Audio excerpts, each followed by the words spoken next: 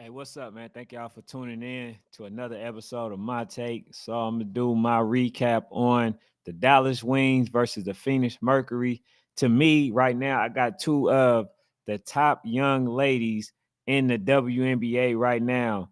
Right, we got Arike Agubuwale and we got Kalia Copper.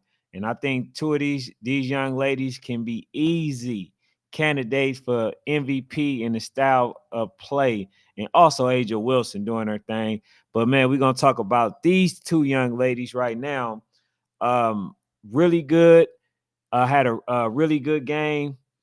I want to say that the Dallas Wings actually edged it out. Well, not edged it out, won in a blowout game. But man, the person that keeps standing out to me, and y'all see me put her out, post her a lot, and she just been doing her thing, man. I'm talking about Arike Agumbowale. She is the truth, man. I think honestly, she's really one of the best guards in the league. I think that she's definitely a difference maker. And just for the most part, man, she came to play.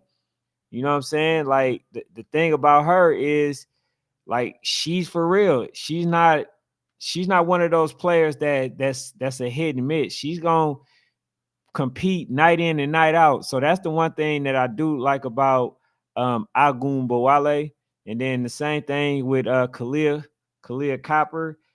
Congratulations to her. She just reached the 3,000 point mark, which is good. It just speaks to the testament of these two young ladies. But only one could win, and obviously the Dallas Wings took him and won by 15. But I'll say this: I can see both of these two teams in the playoffs at the end of the season. I'm gonna just be honest with y'all, man. And then we got a shout out to Maddie Segrist. She was lights out. She did her thing. She was all around the court. Running. I guess like she just was everywhere. She got the 3-point shot. She can bang if she need to. Like she can play defense. So that's what I like about Maddie Segrist is, she did all the intangibles to get the job done.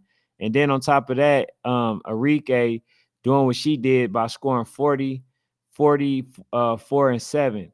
So which is a good thing. And then Tierra McCohen, she just added her additional 13 points to the game, just basically being a asset to the team. And honestly, so far the teams that I feel are playoff ready, I can literally say the Las Vegas Aces. You got Dallas Wings, although they only want they 2-2. And then you got what's the other team? Obviously New York Liberties. But these teams are ready. You know what I'm saying? Like I think these are some of the players that are going to be, ready or up for MVP discussion. But right now, I'm gonna be honest with y'all. If we had to give it out today, I'm definitely going with Arike, and that's because she's just been very consistent on her style of play. But let's go to the breakdown of the game, man. So based on what I've seen, there are some areas, like I said, the WNBA need to tighten up on, which is the young ladies missing layups, right? Which makes it difficult to watch if you can't make simple layups. And then the other thing is, I think post presence needs to be a thing, because like you got somebody like Angel Reese, right? She's good. She makes most of her points off cleanup rebounds and stuff like that. But she has to have a post presence, meaning that she has to be able to back down her player and get those buckets if when needed. You know what I'm saying? They don't rely on her for points, but if they need to, then they should be able to go to her for her to have a post presence and be good enough to get the job done. Because like what I see is I see that she's very energized, right? Energetic, and then she makes plays and she's just rushing, you know what I'm saying? So like that, those are some of the things that they need to work on, because I've seen a lot of big men missing layups from point blank range and it did not help. But in this game, I want to say that they wasn't able to guard the 3-point line. And I'm gonna just be honest, flat out, they not only couldn't do that, and I'm talking about the Phoenix Mercuries, they not only could not stop the three, but they couldn't even stop the penetration. So if you're unable to guard, just like I told y'all with the Chicago Sky, if you can't guard or stop anybody from penetrating and getting to the paint, you're gonna have a long night. And that's basically what happened with the Phoenix Mercury. They couldn't stop Dallas Wings from getting to the hole. And most importantly, they couldn't stop Arike, because she was lights out. And I'm gonna be honest, her ball handling is crazy. She, like, literally, I don't see nobody being able to really just stop her like that, because she has a really great off the screen dribble, right? Shot that she can do to create her own shot. She can get to the hole, right? She can shoot the three very well, and she can make the assist, create the assist, get her players and her other teammates involved and stuff like that. So I think for the most part, she's unstoppable. Now, if I had to put my top 5 out there as far as the MVP candidates so far, I would have to say, and there's no particular order, Breonna Stewart, Arike, Ogunbowale, Asia Johnson. I got to go with Kalia Copper, and my 5th will be uh um I'll say the would I say Dewana Bonner? I put her in there just for the sake of putting her in there. But I definitely had these young ladies as my candidates, because these been the most consistent ladies, thus far. But man, so far every game this season, and based off the style of play, I've just seen certain things that's just cringe worthy, far as like the layups that's being missed, the elementary play at times. But I gotta say though, these teams, man, they need some more practice. They need some more players. But from what I seen though, man, these teams are good.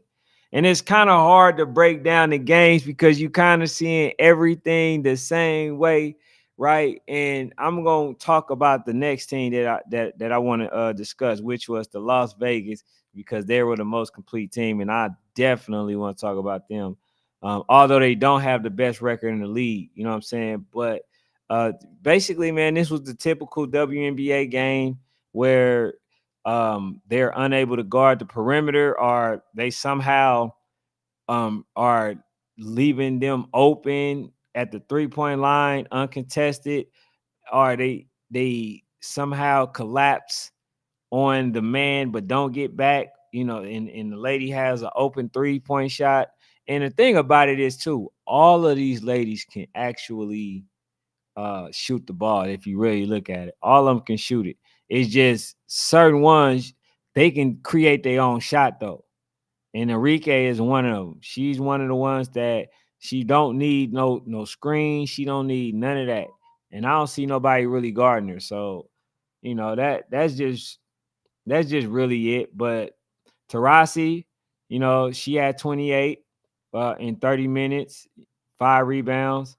And then the other one, like I say, Kalia Copper, which to me is one of the best players in the league. She had 32 and 2, but that's good. The problem is um they're not getting points or contributions from most of the other ladies. Some of them they are doing their thing, but if they're going to have somebody playing 20 minutes or more, they definitely got to give you more than 4 points. You know what I'm saying? So I think this was a good game overall, but it's still some amateur play, but I think the lead is going to actually do well, man. Judging by the way that they been starting to try to mention other players a little bit more, and that's what it's going to take because as you can see, Caitlin Clark is just not going to be enough. She brought the attention to the league. Her and Angel Reese. Now it's time for them to, play the game the right way in order for people to start watching. But man, thank y'all for tuning in. That's all I got for now. Um, I'm about to get ready to do the other live, which is the live that I actually was and ready to do, which is the Las Vegas Aces versus the Indiana Fevers. But I decided that I want to try to do all the ladies. So, even though I was kind of fumbling on this one, it was mainly because it was just something that I seen, and I was just trying to give a different explanation as opposed to having the same uh, input as I do with the other ones. But for the most part, man, these ladies they got to clean up on the layups. They got to clean up on a lot of stuff before they actually take it to that next level. So you got these young ladies who brought the attention to the WNBA. Now is the ball is in their court, literally, for them to basically make people want to sit there and watch the games. And I've seen a lot of people say that they can't watch the games. They said that, they feel like they can play in the WNBA. And that's the thing. Nobody should feel like that. Everybody should feel like, it's damn near next to impossible to play in the WNBA if you're a girl.